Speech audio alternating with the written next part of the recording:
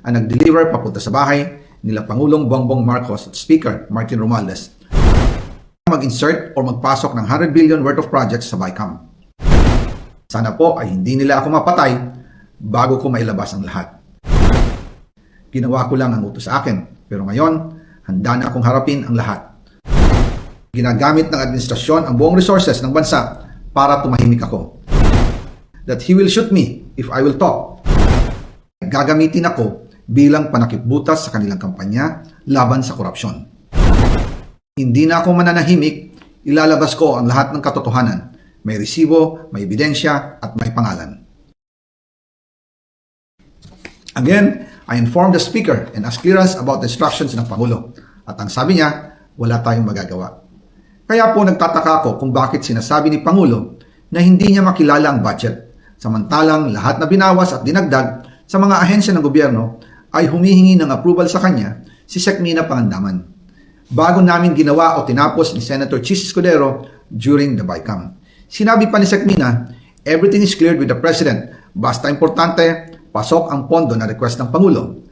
The following day, sinabi ni Sec. Mina, approve na si Presidente BBM sa lahat na binawasan na ahensya.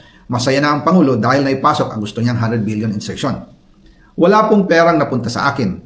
Lahat po ng insertion napunta sa ating Pangulo at Speaker Martin Romualdez. Ako lang at ang aking mga tao, sila Paul Estrada, Mark Tiksay, at ang aking mga security ang nag-deliver papunta sa bahay nila Pangulong Bongbong Marcos at Speaker Martin Romualdez sa North Forbes Park, South Forbes Park, hanggang sa Malacanang. Yung mga deliveries po ay merong record ang aking mga tao.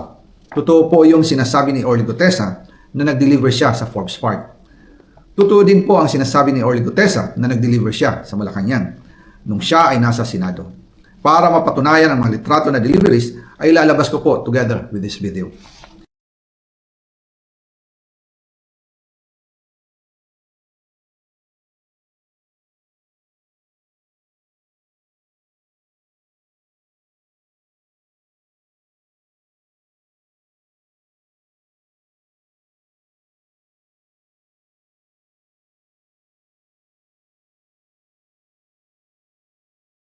After po ng approval ng budget sa General Appropriations Act of 2025, nagtanong po ako sa DPWH kung magkano ang kailangan na ibigay sa Office of the President o ang SOP na bigayan.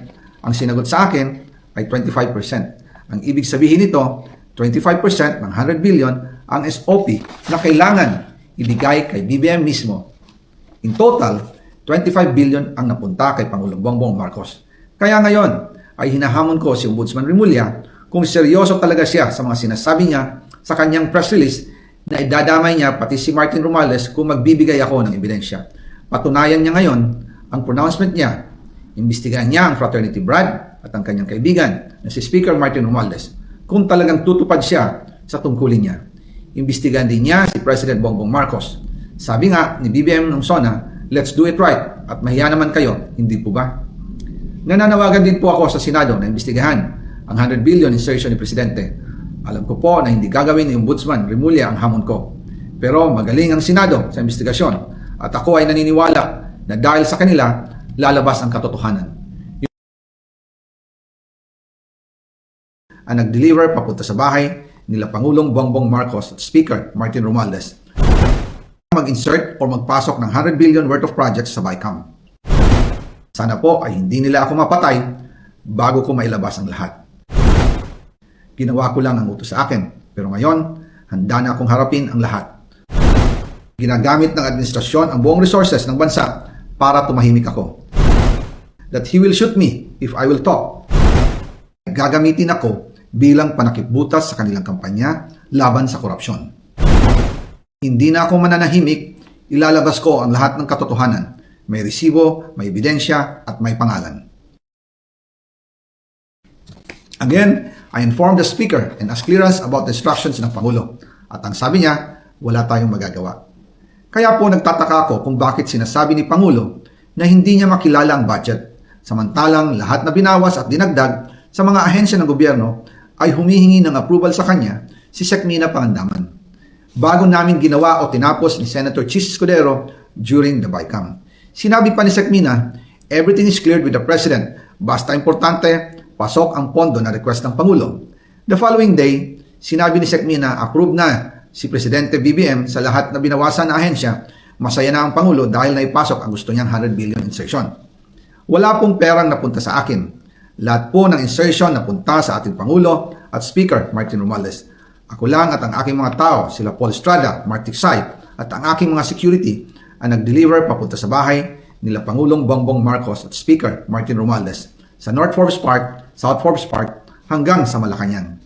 Yung mga deliveries po ay merong record ang aking mga tao. Totoo po yung sinasabi ni Orly Gutesa na nag-deliver siya sa Forbes Park. Totoo din po ang sinasabi ni Orly Gutesa na nag-deliver siya sa Malacanang nung siya ay nasa Senado. Para mapatunayan ang mga litrato na deliveries ay lalabas ko po together with this video.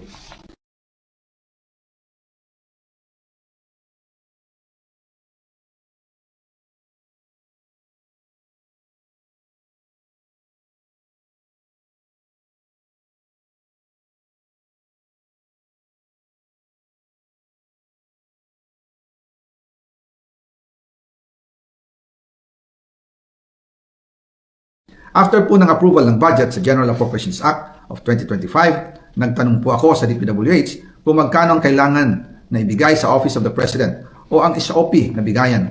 Ang sinagot sa akin ay 25%. Ang ibig sabihin nito, 25% ng 100 billion ang SOP na kailangan ibigay kay BBM mismo. In total, 25 billion ang napunta kay Pangulong Bongbong Marcos. Kaya ngayon ay hinahamon ko si Ombudsman Remulla kung seryoso talaga siya sa mga sinasabi niya sa kanyang press release na idadamay niya pati si Martin Romualdez kung magbibigay ako ng ebidensya. Patunayan niya ngayon ang pronouncement niya. Imbestigahan niya ang fraternity Brad at ang kanyang kaibigan na si Speaker Martin Romualdez kung talagang tutupad siya sa tungkulin niya. Imbestigahan din niya si President Bongbong Marcos. Sabi nga ni BBM nung SONA, let's do it right at mahiya naman kayo, hindi po ba? Nananawagan din po ako sa Senado na imbestigahan ang 100 billion insertion ni Presidente. Alam ko po na hindi gagawin ni Ombudsman Remulla ang hamon ko. Pero magaling ang Senado sa investigasyon at ako ay naniniwala na dahil sa kanila, lalabas ang katotohanan.